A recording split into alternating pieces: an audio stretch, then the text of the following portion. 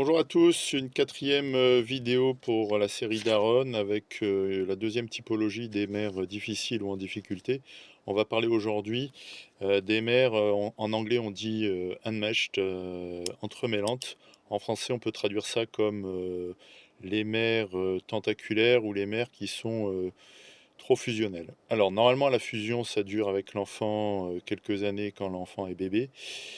Mais si vous avez 18 ans et que votre mère vous dit que vous êtes toute sa vie, que sans vous elle ne veut pas vivre, etc., et ben ça va être difficile pour vous à gérer parce que soit c'est trop de stress, soit c'est trop de poids, soit c'est trop de responsabilité, de se sentir responsable de la vie de l'autre ou du bonheur de l'autre.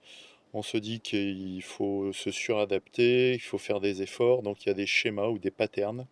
En analyse transactionnelle, on appelle ça des drivers, donc des schémas de suradaptation où on va apprendre à pas vraiment être soi-même, mais à être en suradaptation pour faire plaisir, faire des efforts, soit être forte ou être parfaite, voilà, pour sa maman.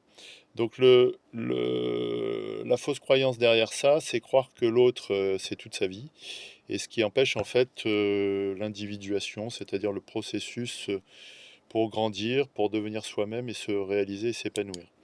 Donc le problème ou la difficulté avec ce type de dysfonctionnement ou de comportement, c'est qu'il y a une forme en fait de pression émotionnelle ou bien de chantage affectif ou bien de fusion pathologique qui empêche en fait la maman d'avoir sa vie de femme et puis la fille ou le fils de pouvoir mener sa vie et de s'épanouir comme il a besoin selon ses dons, ses compétences et ses caractéristiques. Je vais dire ça comme ça.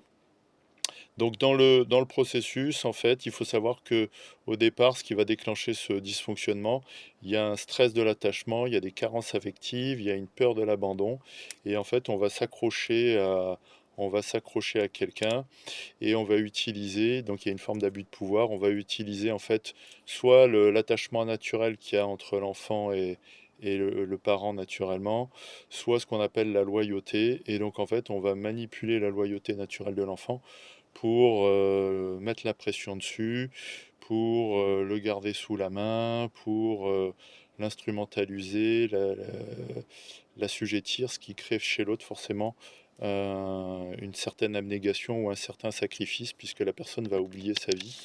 Et au final, en fait, il y a deux vies qui ne se réalisent pas, puisque c'est pas du tout un schéma gagnant-gagnant, mais plutôt perdant-perdant des deux côtés. Voilà pour cette deuxième typologie. On verra qu'il y a des liens avec d'autres comportements. La prochaine vidéo, ce sera notamment sur les mères contrôlantes et intrusives, mais on en reparlera ultérieurement. Bonne journée à tous, bon courage.